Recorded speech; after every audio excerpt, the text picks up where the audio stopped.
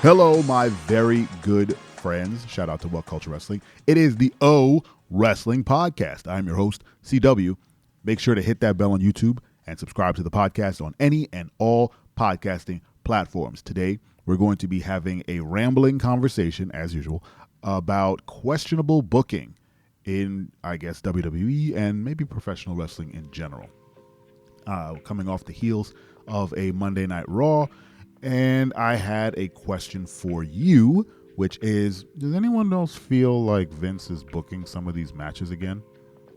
There's the rumor mill, online that says that Vince has been more involved with creative than people may have realized, and I'm starting to see some of that stuff. And of course, this is all conspiracy theory for questionable booking. So indulge me in the ridiculous things I'm about to say that might be completely true. Brock Lesnar versus Omos is such a wildly insane match for a WrestleMania card. Not because, because Omos is a terrible wrestler. And it's not his fault. He's just it's not uncoordinated, but he's still trying to find his style. He's a big man. They tell him, scream, which is the worst thing. His gimmick with the yelling is ridiculous. Like, we don't need to hear you screaming at the top of your lungs. You're a big dude. You're already imposing. But he's just awkward in the ring because he doesn't know what to do with his body yet.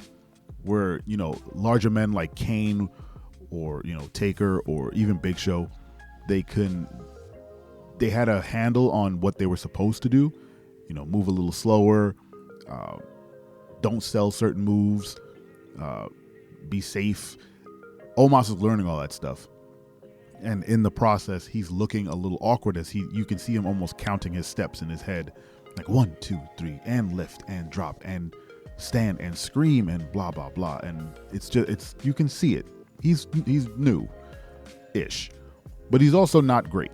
Just in general. And to pair him up with Brock Lesnar for a match that I can only assume is going to be the worst monster smash match, and not like monsters smash as in beating each other up, as in like Brock Lesnar's going to pick him up, drop him, pin him, and then go home with a really big check, feels like a very Vince thing. If you remember, Vince was very high on Omos before he quote unquote left the company. He was pushing him very high. He paired him up with MVP. They had plans to get that guy over, and then, Vince took his leave, and then Omos disappeared. If you remember, he vanished. Like, he stopped wrestling for a while, and then all of a sudden he came back. And instead of he was doing the matches with like first 2 and 3 people to try and kind of get him some reps and try to get him over as a monster, and it just wasn't working.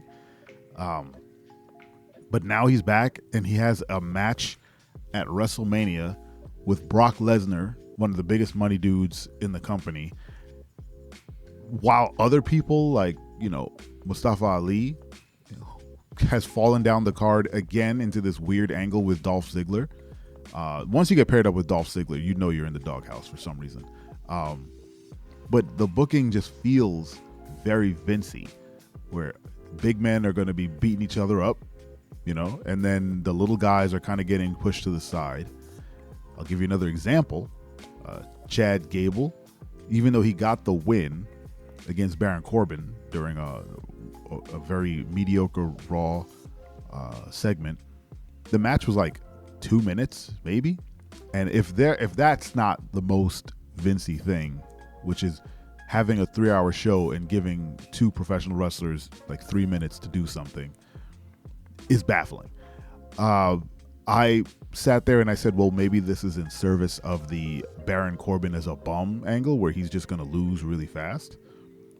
But it didn't feel like that. It just felt like you only have this amount of time to get this done. So go out there and, do something. I'm happy Gable got a win, but there was no story to that match. And again, this could be all Baron Corbin's fault. Not his fault, but his character's fault, in that he needs to lose fast to get him to, down the drain faster. But the 2 to 3 to 4 minute match for Chad Gable, after he had one of the greatest Raw matches in in years against Cody Rhodes. I mean, they put each other over, but Chad proved he is a top tier talent.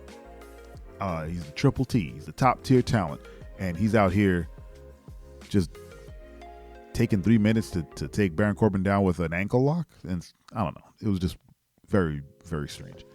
And then smash cut, bang, to Asuka and Bianca Belair. Bianca had a decent match with Carmella. Carmella proving she's still got it.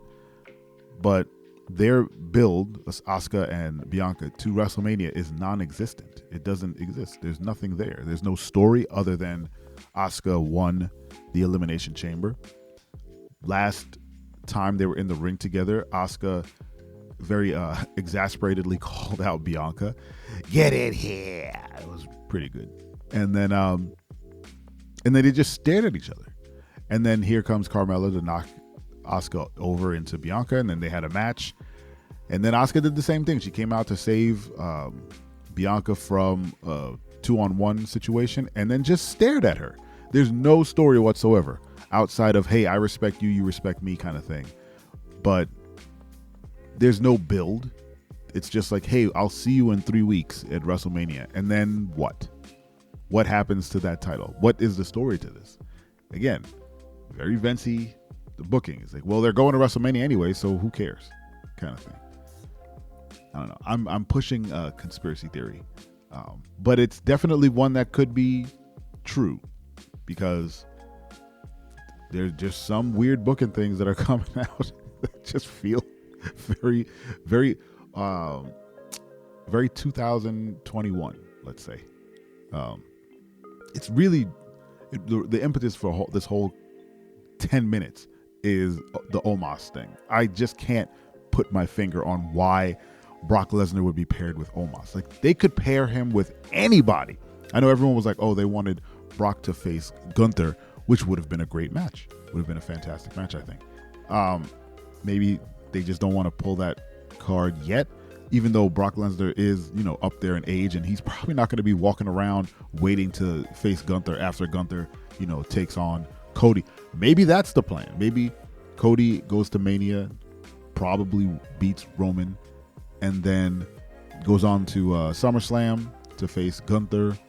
Maybe he loses to Gunther, and then Gunther takes on Brock Lesnar at Survivor Series. I don't know.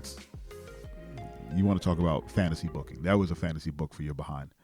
But now that the bloodline is kind of back together, Sami Zayn's on the outs. I'm sure they're walking their way towards KO and Sami versus the Usos at Mania. My thinking for Cody versus Roman is that Cody is going to lose. I'm hoping he loses, honestly, just because the underdog story, he might get a Rocky story where you think he's going to win, but at the end he loses, but then he gains something else. I don't know. But it just doesn't feel like Cody is part of that story either. And that's not really a conspiracy theory more than it is just there's so much momentum behind Sami Zayn and that whole story that Cody is trying to fight his way into that. So much so that he ran out to help Sami after he got beat up by the Usos during Raw.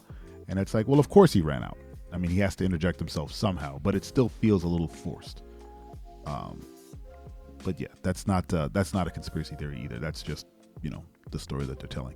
Anyway, have you seen any conspiracy theory worthy booking in WWE recently? I know I said I would talk about all wrestling, but I'm going to be honest. I don't watch every wrestling promotion. I don't watch anything but WWE. So that was a misnomer. But anyway, let me know in the comments your booking that you find questionable and quote unquote Vincy. Make sure to subscribe to the podcast. Thank you so much for listening once again. Tell a friend, tell 2 friends, and don't you ever forget. I'm your friend, but if I ever see you in the ring, I can beat you. Don't you know? Yeah, yeah, yeah.